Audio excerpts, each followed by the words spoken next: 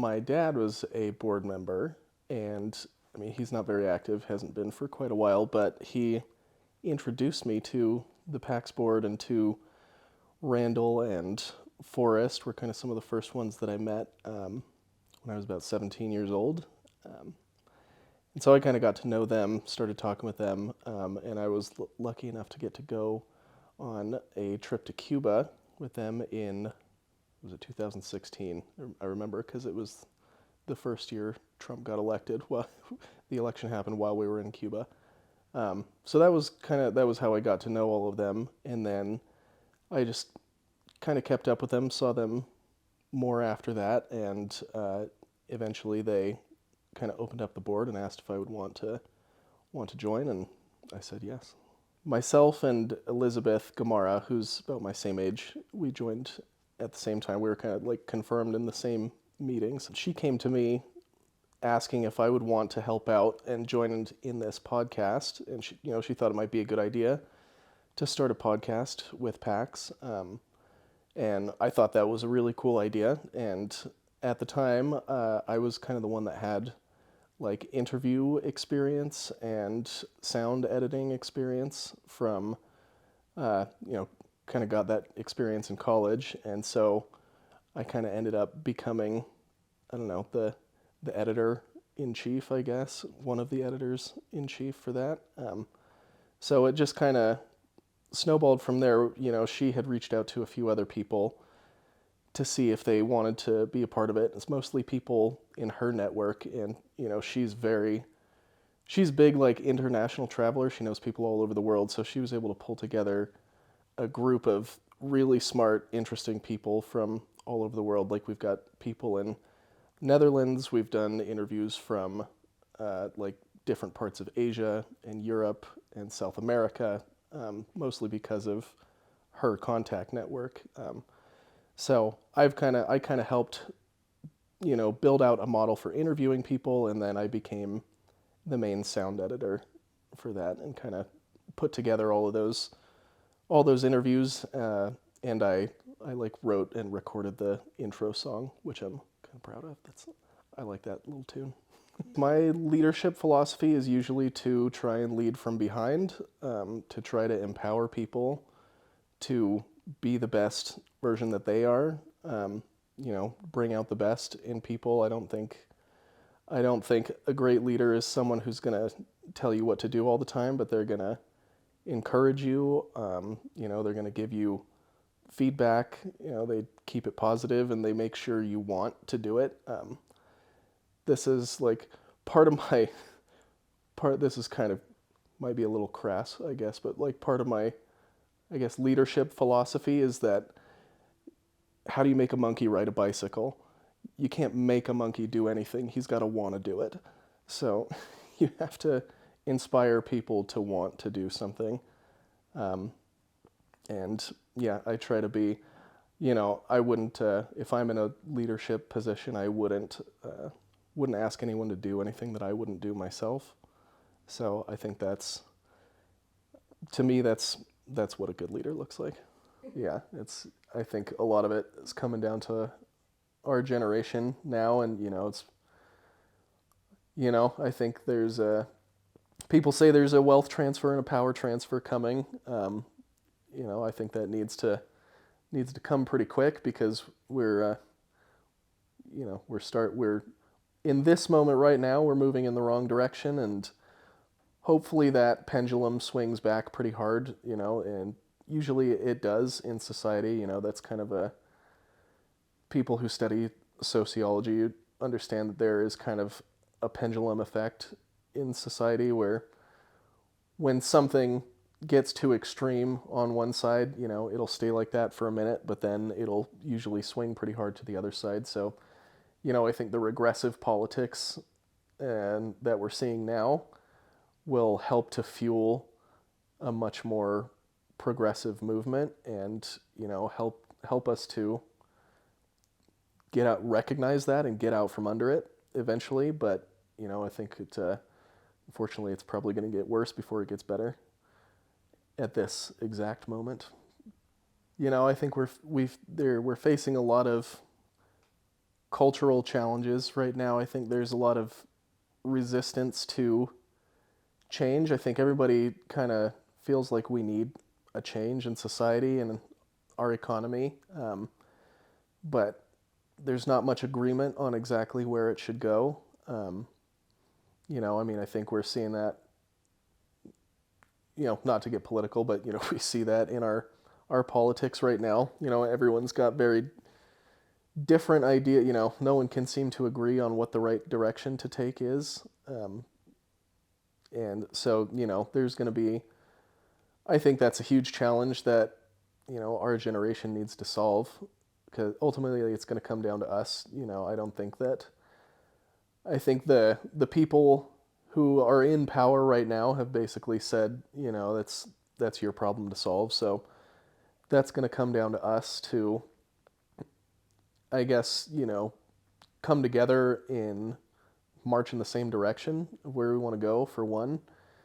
I think just, physically, environmentally, I think we've got a lot of kind of catch up to do if we're going to make our societies sustainable, where, we're already projected to hit over 2 degrees Celsius global warming by 2030, I think it is now. It's the reality has blown all the predictions out of the water of how fast the Earth is going to warm.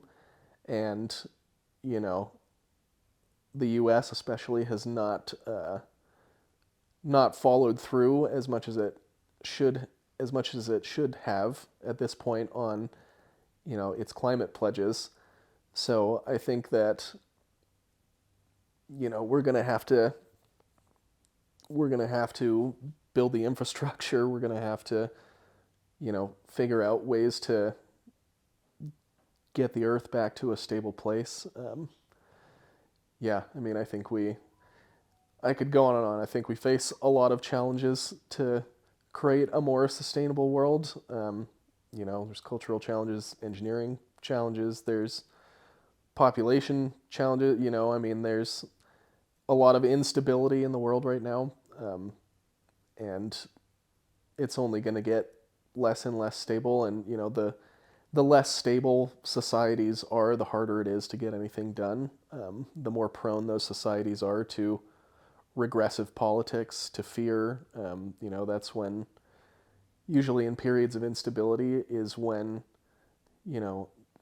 oligarchs and dictators and regressive governments pop up.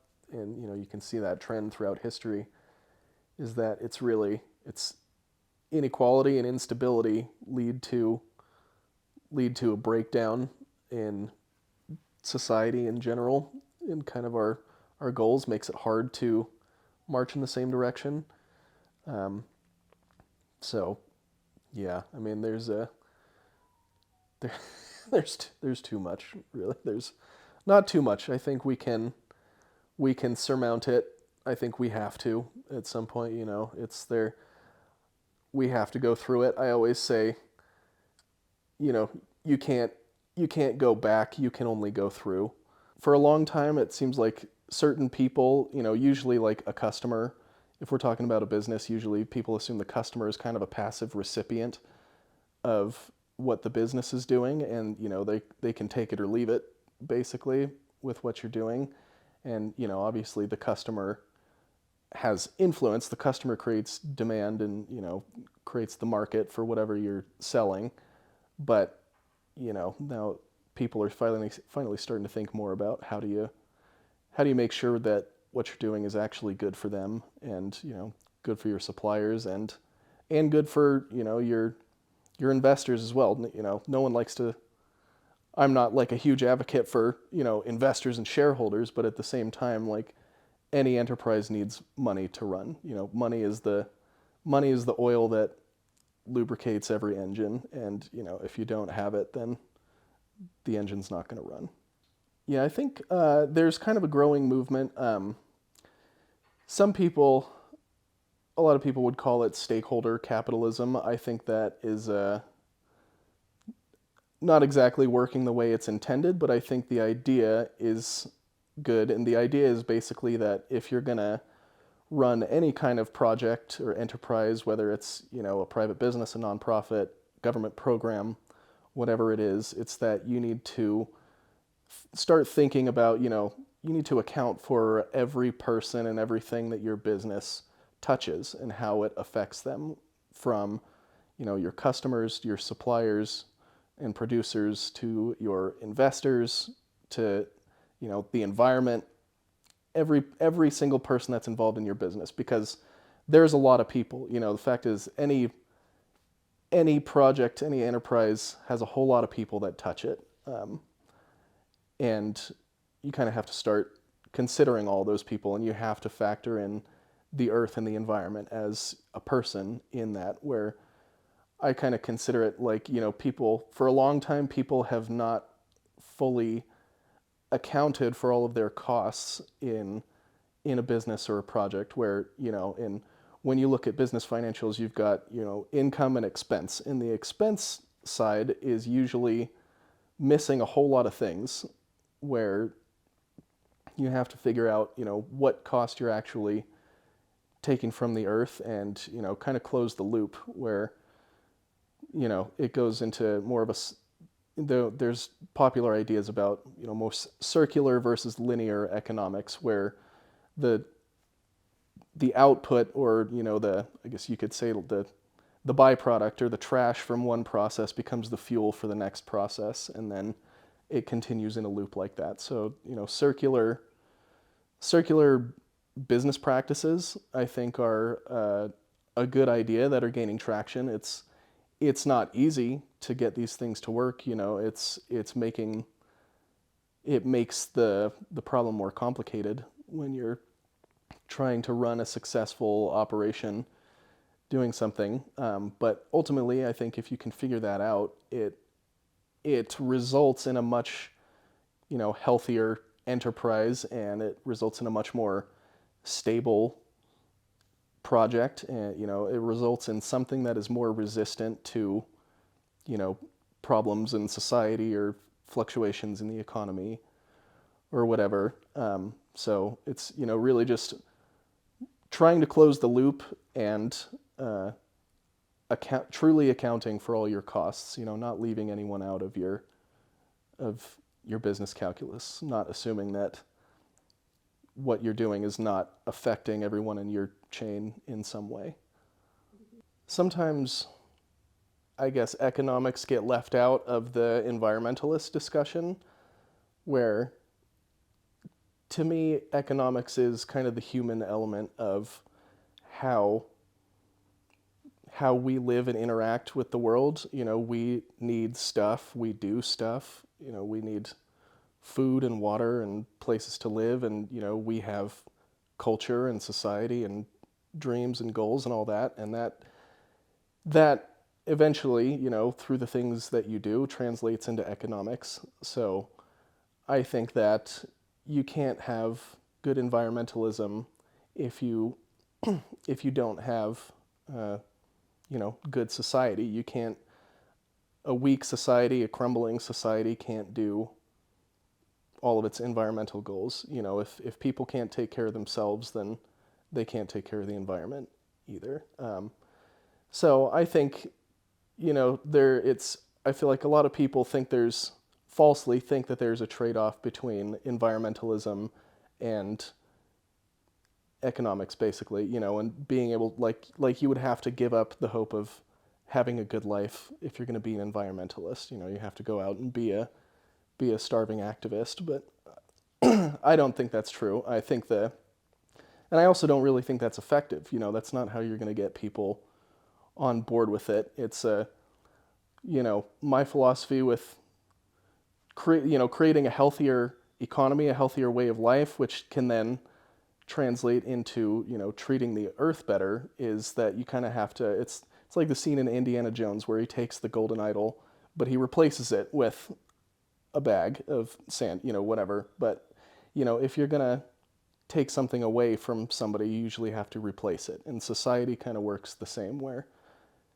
we have all these technologies, we have all these comforts and things, and you really can't just ask people to give that all up so that the earth can be healthy and so the polar bears can live. It's like, you have to find a way to live with the earth and have a comfortable life while the polar bears and everything else are also, living a good life and are well taken care of.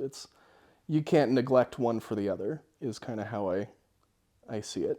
So that's my, there's the pure environmentalist side where obviously you have to protect and, promote nature, but you also have to protect and promote people at the same time. And because people have the biggest influence on the environment in the world. We're the most environmentally influential species, whether you think that's destructive or constructive.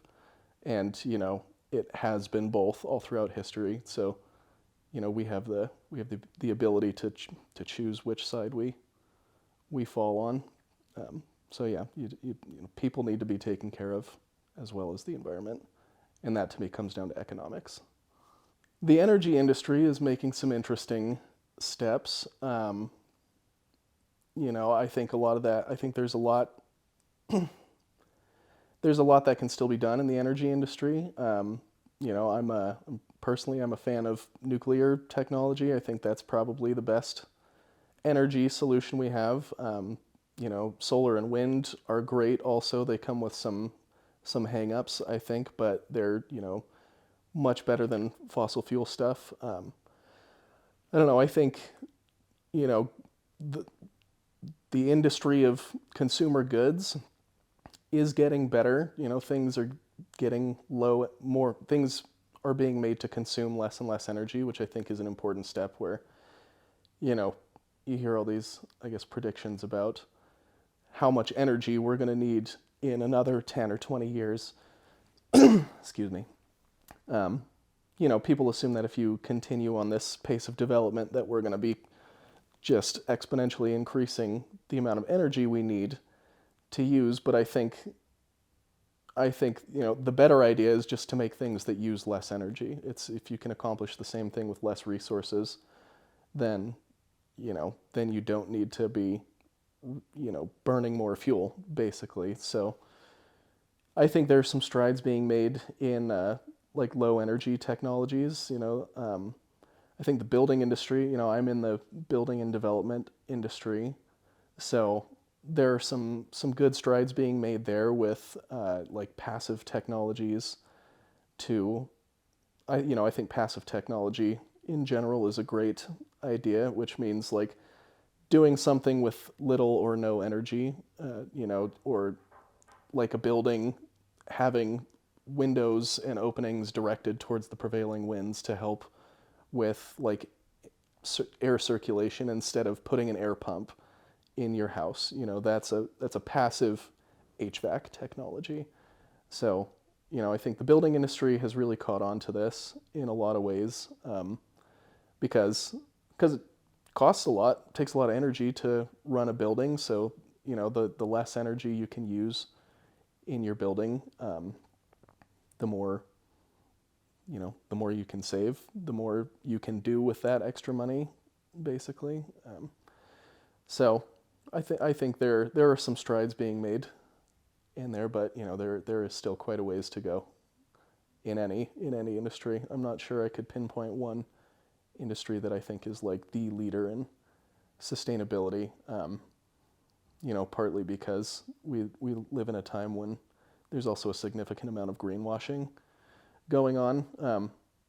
Well, I guess one industry I could say I think is truly sustainable and has that goal is the mushroom industry, which is kind of a random example, but mushrooms are incredibly environmentally friendly. They're recyclers. They produce compost. They use very little energy. They produce food and medicine, and people have figured out ways to run a business, run a mushroom or fungus-based business where they're producing totally biodegradable products and running carbon negative businesses. So I think that's a very small niche industry, but there are some people that are running that very sustainably. And there is a growing field in the finance world. There's a growing trend called impact investing, where investors are purposefully looking for businesses that have a positive effect on society and that are trying to create that bubble of no consequence, trying to close their loops. And there's a demand for that in the investment world. So that's a growing thing, and there are investment sourcing firms, I guess you could call them, but people that source and vet deals to make sure they are actually beneficial and impactful to society, and then they bring money to them. So that's a huge part of it. Is these things need funding, and so there's becoming the better ways of connecting well-intentioned investors to well-intentioned project managers, business owners. The biggest misconception, I think, is that people think if you're going to be sustainable, that means you can't also make any money. It means you have to make a quality cut and a pay cut, or accept lower profits, or run a business as a nonprofit, or whatever it is. I think people think that there's no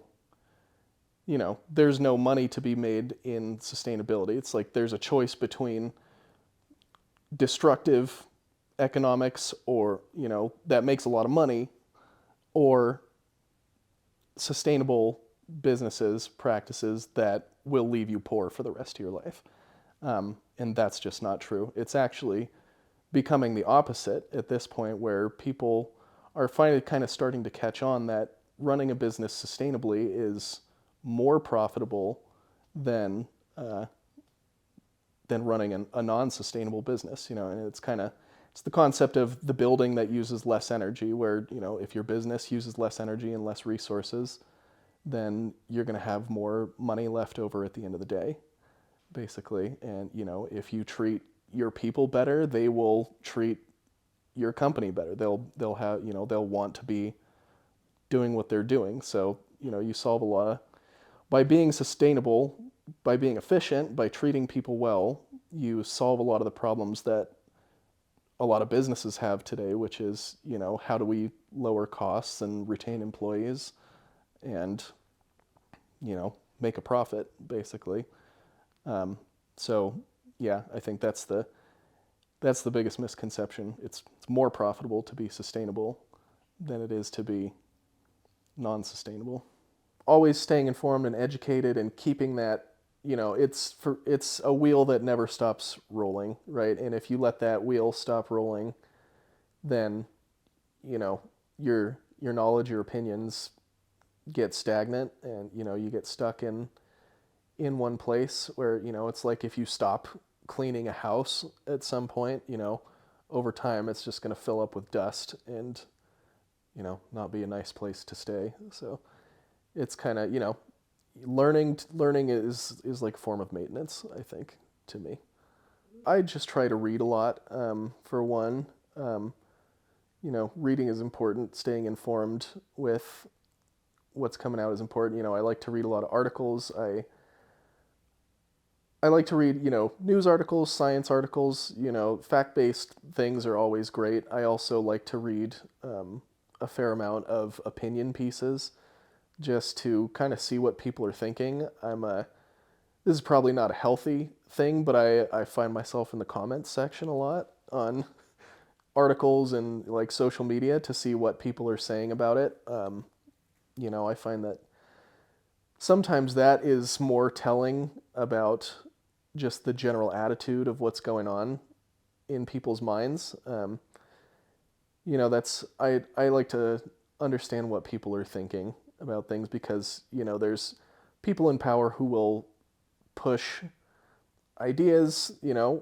Sometimes they're good ideas, sometimes they're not, but there are people with platforms who get to push ideas, but then the people react to it, right? So there's always, I like to know, I guess I like to know what's going on from both sides, from like the top and the bottom. There, what the leaders are doing, and then what society really thinks about it.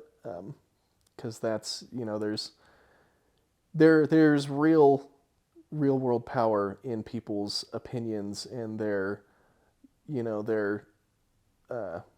what's the word? I guess, their proclivities. They're in their the things that they are drawn to, right? There's, that's the people, the power of the masses, I guess, is a huge power, and that's hard. It's hard to keep track of that all the time, but that, I think, is what I try to have, I guess, a finger on the pulse, you could say, just to know what's actually going on, what people think of it, and why things work or why they don't. I like to study.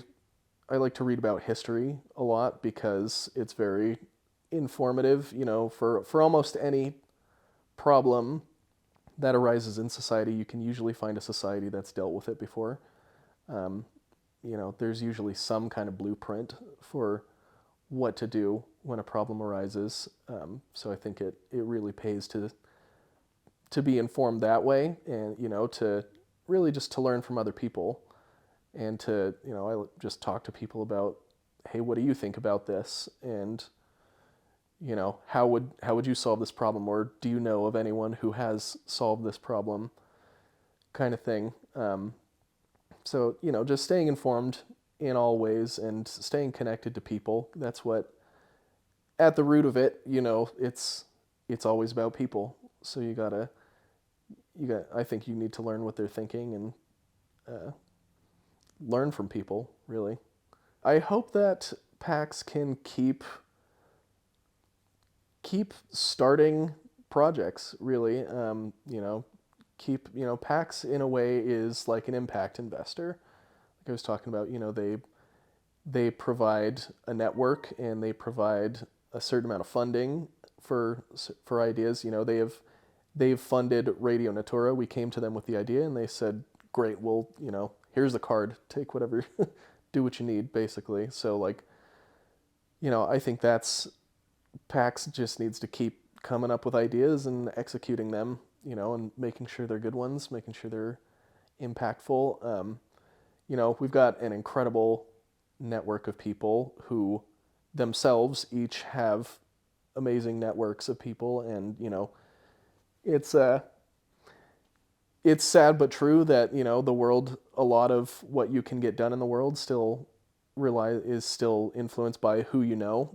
Um, but that's, again, the idea that it always comes down to people, and if you can't connect your ideas with people, then they'll never go anywhere. The ideas are for people at the end of the day, so you need to be a part of the people, be part of society and keep that going.